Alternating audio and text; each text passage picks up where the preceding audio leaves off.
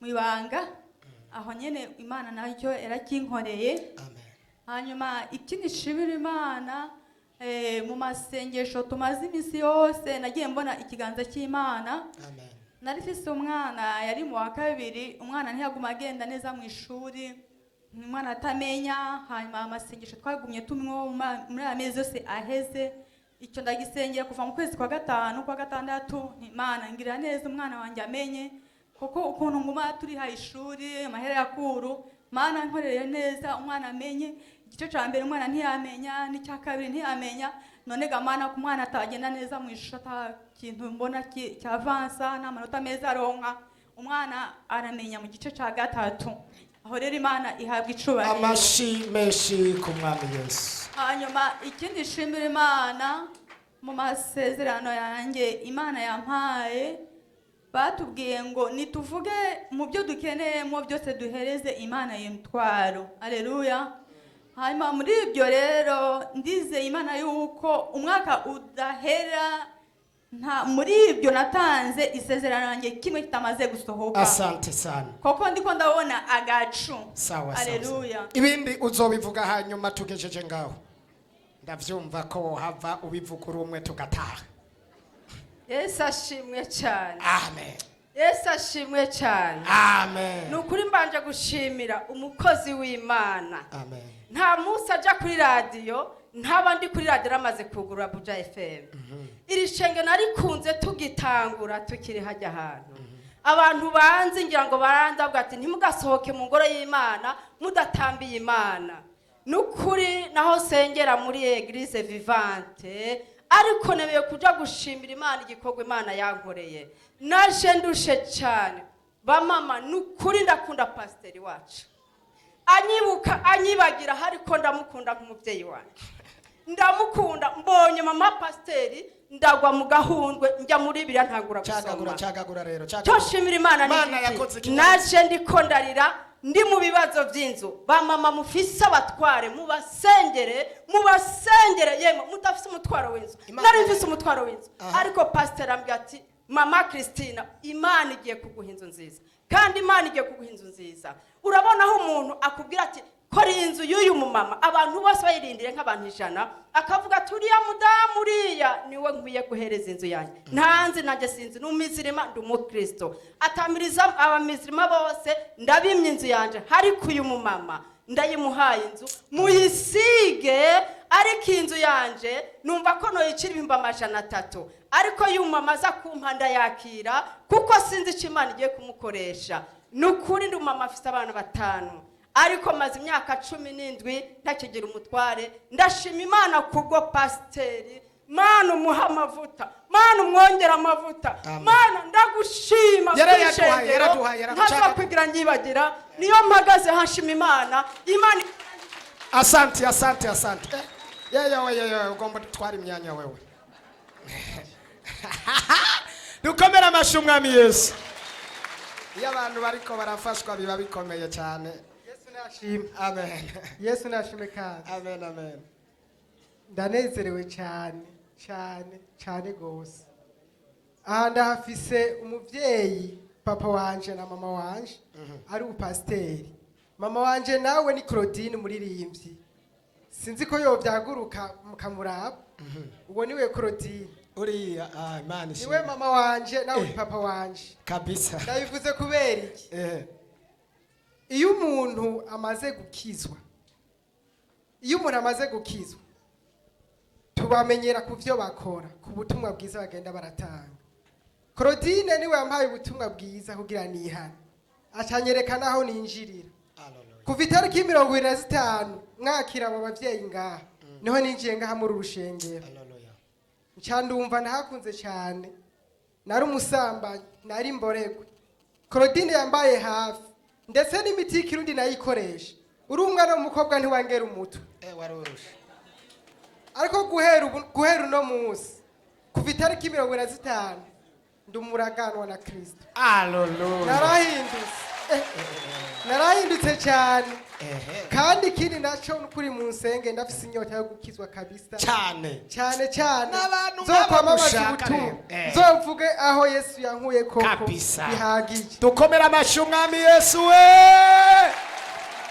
abantu nk'aba nibo bakenewe dutere haleluya ku gikorwa Imana yakoze asante nanje nzokubera umuvyeyi mwiza cyane dukomera amashyi umwami Yesu Yesu ashimwe. amen Amaje nagomba gushima Imana. Cyambere ndashima Imana kuba ngeze ngandi muzima. Cya kabiri je naragwaye uruntu munda, uruntu runini ya cyane. Urubonye wawe kwibaza ko nafise nk'indamezi 5. Gwari uruntu gurubuye gwiteretse munda. Ndarumarana umwaka ndasenga ruranka kuyonga. Abantu barubonye bavuga ati ugo nturuzokwica, ugo ntubakugira operation ruzokwica. Nanje numva afise ubwoba. Munyuma ndagenda kwa muganga bansaba operation.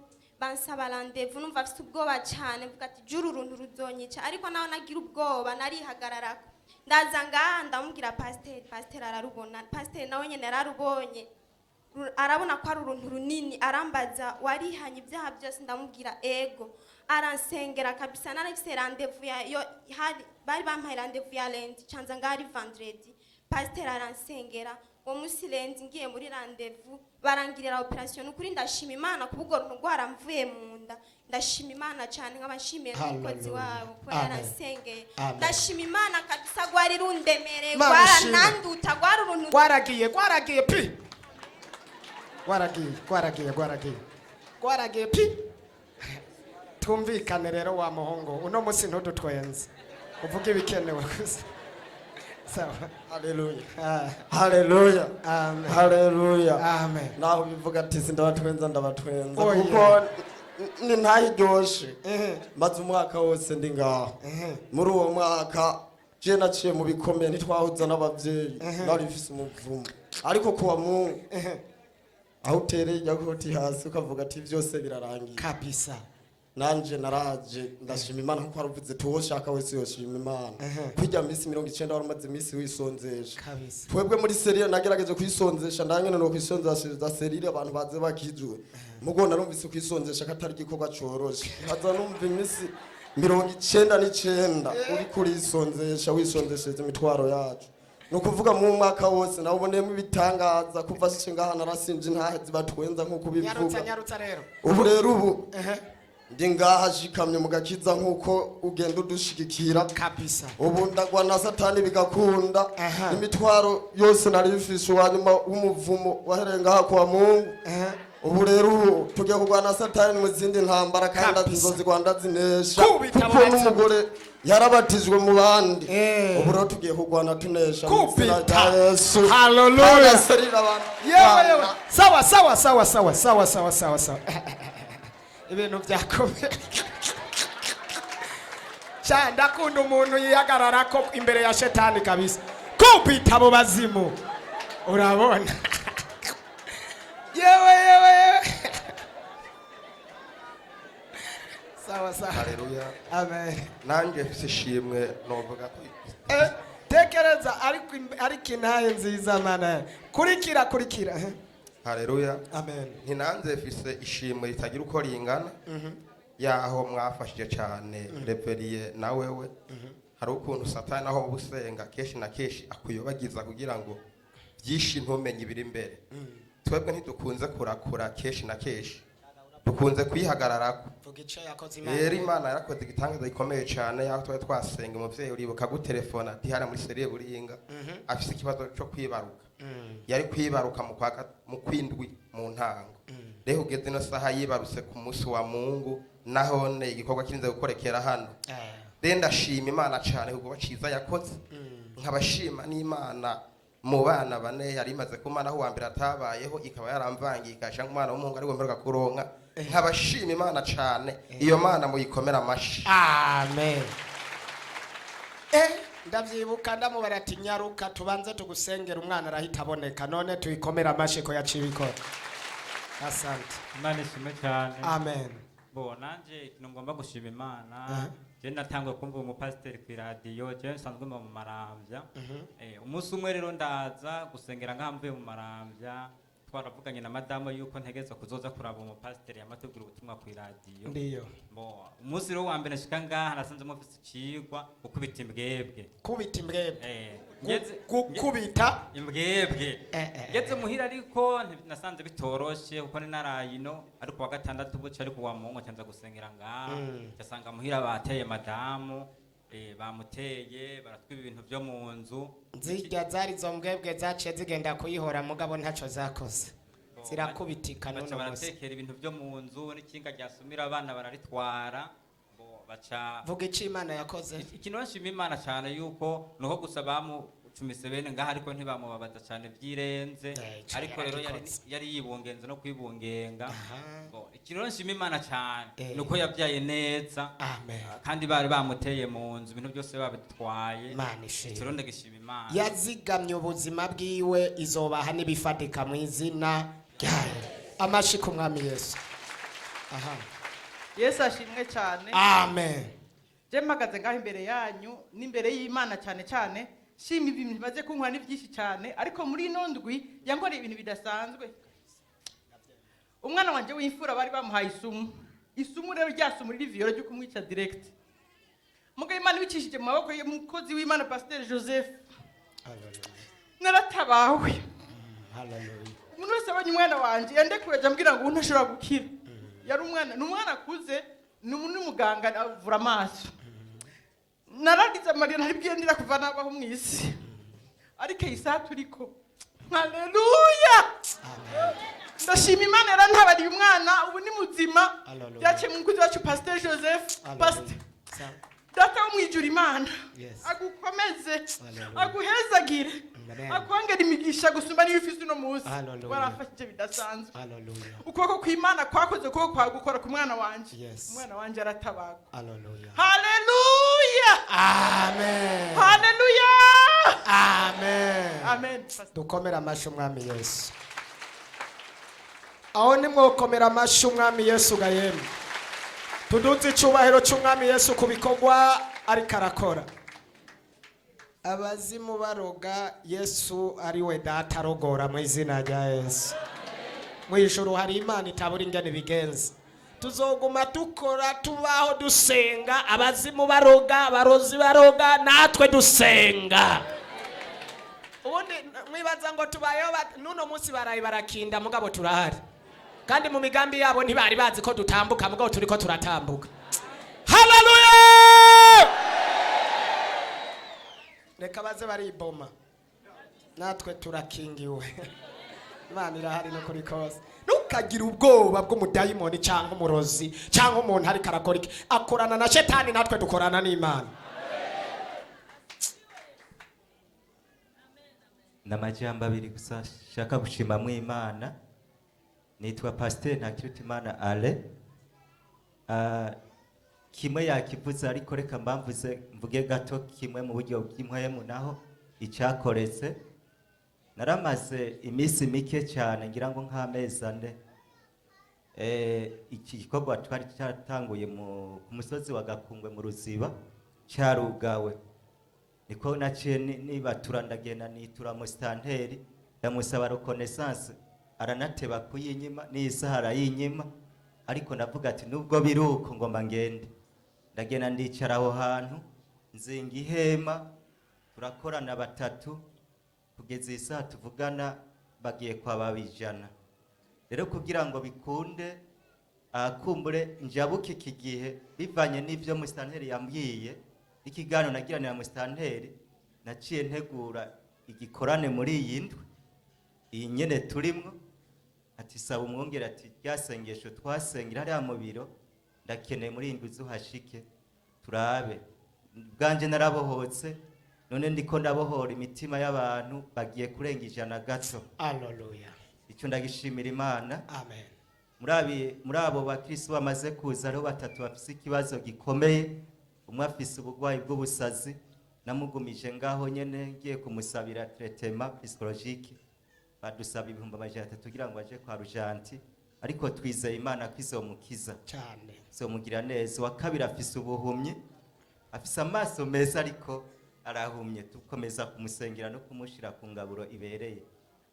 wa gatatu nawe agwaye gituntu wowewe tumufunguriraho nyene kuri iryo hema karafata imiti ariko karafata umuti wacu amen Imana irikiramugira neza ndashima Imana kuby'imwemu maze guhura na pastor ibyahindutse nibidasanzwe nta ya kabiri naramaze imyaka 3 muri 2018 ndangije amashure mu bijanye n'imyuga yo kubaka cyandagenda gukomeza inyigisho za Bibiliya rero ngarutse hariho ubona natoranije ngo tuzobane nawe ndamuha message titanguza koperative ndamuha n'izina ryayo acara yitanguza yitwa koperative iwacu Burundi duca turaja ko twefri wasa abantu turonka abantu 25 aho nyene bamaze kuboneka aba 25 hacabone kumwe yibatura ashiramo miliyoni 3 kugira ngo bikunde dutanguze iyo projet ubwo rero ivyo nabitunganije byamaze gushika muri ministeri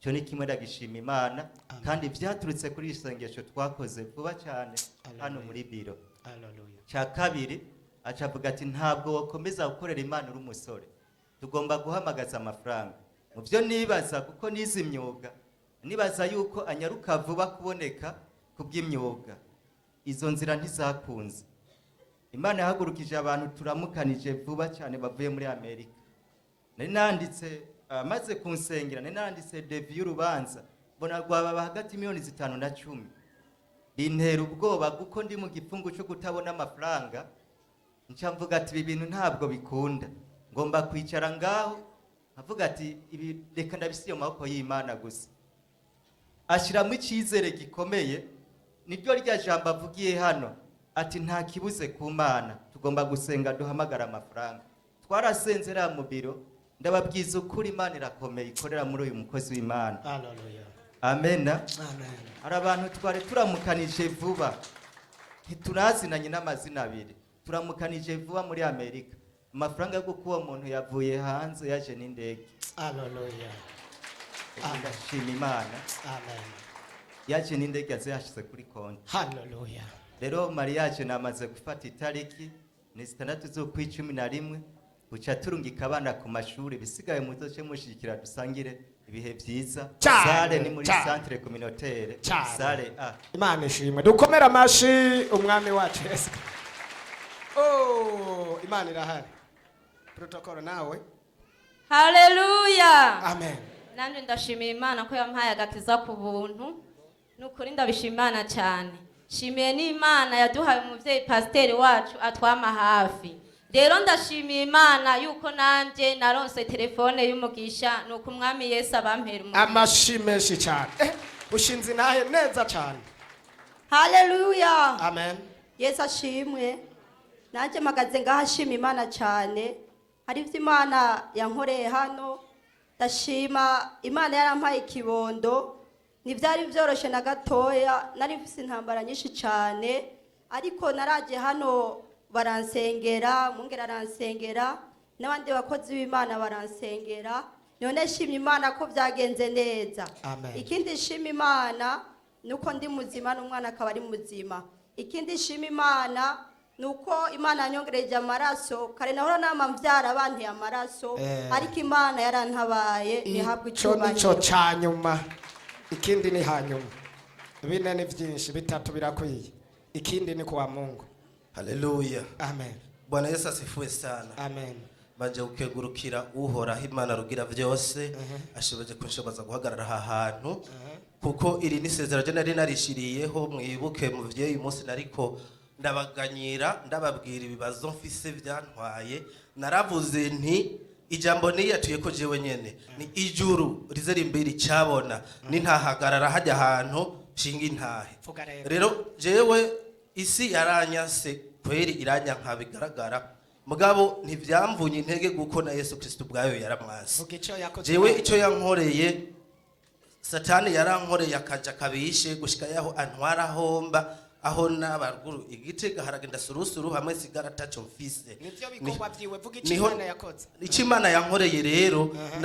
nararize ndasenga imbere y'Imana hari jambo ryavuzwe n'umukozi w'Imana George Nkurunziza yavuze ngo kwinjira ibwina huhoraho rijya jambo ryarankuye ahandi hantu rishira ahandi burya ujya munsi niho namwe mwaca mufata amasengesho y'amavuta ku minsi 99 mwari mumaze ajya amavuta narayabonye kabisa jewe ujya munsi ndafise umugenzi wanje twitirana watwitwa Bakaneziyusi gusa twese iyo turi mu bibazo turasengeranira tukabibwirana je niho ubwo nyene ngaha muri mu rusengero namubwira nti hari ikintu Imana ikoze ku buzima bwanje uze kuza tugeze hanze ndakubarire niho twasha dufata ingingo yuko tworondera kwinjira ibwina hohoraho ku munsi wa kabiri naje ngaha nza muri office mu biro iwanyu naje ndi turi mu masashika 38 turiko tondera ibwina hohoraho niho naza numva Imana ivuze haleluya niho naza numva Imana ivuze ku buzima bwanje mwebwe nyene mwarambwiye Imana iravuga yuko ivyo nariko ndasengera ndirira byose agasuzuguro satani yashizemo yuko ikankuye mugiye ko nkora bitangaza ivyo yanyemereye singomwa ndabivuge nibanga yanje ni Imana ubu ndi mu masezerano sawa byasohoye vuba cyane we wari guhera kuri speciale none uyizanye mu nyuma ikintu Imana yankoreye uyu munsi je nari ku musego pasiteri kuva ku gatano mu ijoro ndabwira nti ngwaye infection mu maraso na typhoid n'uwo munsi mu gatondo nari ku radio jewe nagoyagoya ku buryo nari nzi ko nza gusenga niho nabwira umugenzi nti je sinza gusenga ntibikunda nuko mvyura umutwe ijambo ryavuzwe ngo tabita 10 iryo jambo ryankuye hande nagiye numva inguvu mu izina rya Yesu Kristo haleluya nagiye numva inguvu none ubu ndahagaze ndikona abantu ubwiza bw'Imana Imana ihabwa icubahiro Imana ikongereza amavuta amen yawe Yesu ashimwe amen jewe nje gushimira Imana kandi nongera Imana amaza shetani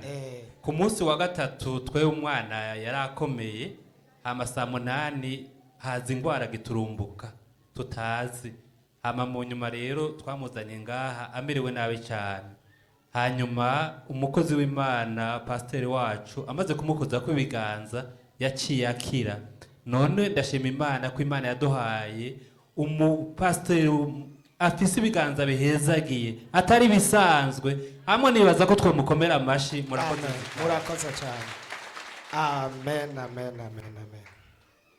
haleluya amen haleluya amen Yesu nashimwe cyane nanje mpagaze ngashima Imana nagize accident gatatu muri kuno kwezi ariko navuye ndi muzima natevye ni moto navuye ndi muzima ntanaga kwabona boneka ko icyo ndagishimira Imana satani yarangerageje nari niteze telefone y'umugisha ariko satani acanyaga telefone uyu munsi nyene ncandara ndose yindi ejo ncandonka telefone y'umugisha amen mumfashe gukomera Imana ukomera amashi umwami Yesu agarara gato ndahagarika accident ku buzima bwiwe abadayimoni bamuteza accident mu kwezi gatatu ndashize kwihereza ubutagisubira kugira accident nkemu mbi y'urupfu ndayirukana ibisigo abadayimoni imitego y'abarozi mangetengete abamutanga ikuzimu ivyo batongera ndabisambura mu izina Yesu ashimwe amen anje shawushimira Imana ko yandinze accident twagonganye n'ikibeni gipakiye amabuye ni wewe wakigonze cyaratugonze ariko abo twari kumwe bose mu tagisi barakize nico nagomba gushimira Imana dukomera amashi umwami Yesu ko yakoze bikomeye Yesu ashimwe amen Yesu ashimwe kandi amen ashimira Imana yuko umwana wanje yaragwaye ariko kwa kabiri naje mukamusengera gacakira ikindi nshimiye Imana nuko twinaze mikaburimbi ndi ku moto ariko nkavaho ndi muzima Imana ishimwe dukomera amashi umwami Yesu kuko yagukingiye kuje gusenga Yesu ashimwe amen ndashimira Imana ko yanyirije umwana yari marakina ku ntebe agenda gutora ikintu hasi aca yumirayo abantu mu rupango bamabibaza ngo no gukina gushika nawe yisoba ko umuntu yaturutse mu rupango niwe yamukuyeyo ndashimira Imana kandi nkongera nkashimira Imana hari umutoyi wanje ari mu Bwongereza yari yantelefone avuga ko agira uko afise ubwoba umenga agira apfa anamubwira ati fukama ndagusenge ndasenga mfata y'amazi basengera ndamubwira ati ndanyoye mu gishingo cawe ndanyoye nk'uko ari wowe yanyoye mu izina rya Yesu hanyuma baca baramutwara kwa muganga bamutwara mu bitaro ndashimira Imana rero ko n'ingorane yari afise ubuhere mu maha baramucishije muri scanner basanga bwarumye na wa mama navuga wo mu Buganda yari yameze ibintu umubiri wose no mu birenge ndahagarara kubwiwe minsi yose namanarize ngaha ndashimira Imana ko yavuze ko birimo biruma kandi ashobora gutambuka gatoya. Amen. Amashimeshi cyane. Yesu nashimwe. Ndashimiye Imana ko yongeye kunyongera ubuzima mu gihe cyo kwibaruka uyu mwana wanje narahuye n'ibigeragezo bidasanzwe ariko ndashimira Imana ko yankijije ikaba yarampaye n'ikibono. Ikindi shimiye Imana ndashimiye umwongere wacu yaratubaye hafi ivyo ndabishimiye Imana.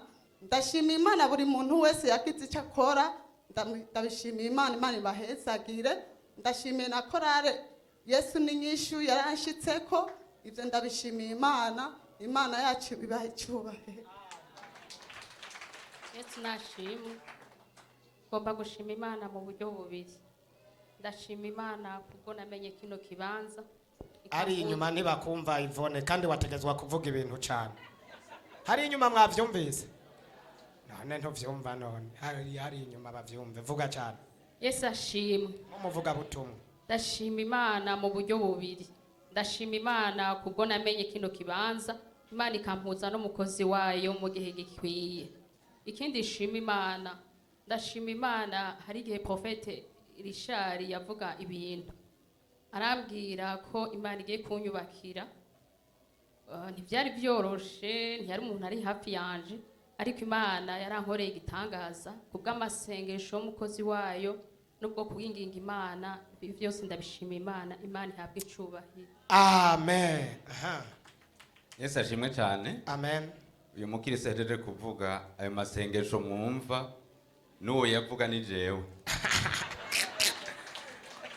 Mukanya bavuze ngo umupasitori kandi w'umukwe akongera akaba umushitsi kabisa. Ivyo byose habuze ko ntari umupasitori gusa. Ego. Haje nahazwe kuva hasi ngo mvuge ko ndi umushitsi kuko nagomba nshima Imana iminsi maze ngaha anye narafashijwe cyane kubera ndi muri repentance. Hallelujah.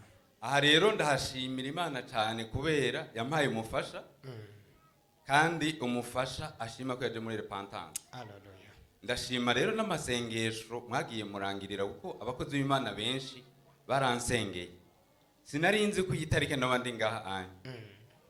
Nari nje kurondera uyu mufasha kandi Imana ihabwe icubahiro naramuronse. Hallelujah. Haheze iminsi mike yitwugize ubugeni hanyuma hari ibintu nari nemeye ko noshobora gukora ngaha muri eglise canja mu kwiruka kugira ngo umugeni namashikane mu rugo mugabo no munsi naje niteguye mfise ibyo twemeye kandi hariho n'umwana yitwa Rebeka umenga nawe neyoza agashikiriza intebe yari yaremeye. Hallelujah. Hanyuma gushima sinobivuga ngo ndabiheze. Aha anye ndabashimira uko mwanyakiriye nongera ndabasaba mu nsengere kuko ejo nzosubira gufata indege. Nzogaruka kubaramutsa kumbure mfise ayandi mashimwe kandi ndavyizeye.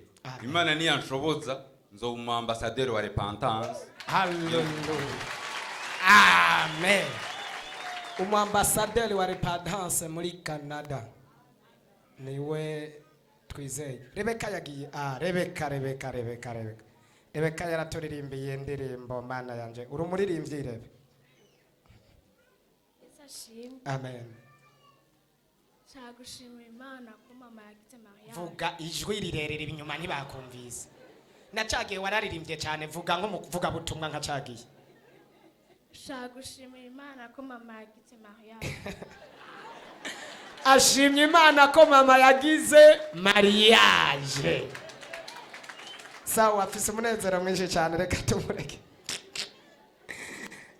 Bashimeshi ku mwami Yesu. Yesu abahezagire. Imana ibaha umugisha mwinshi cyane.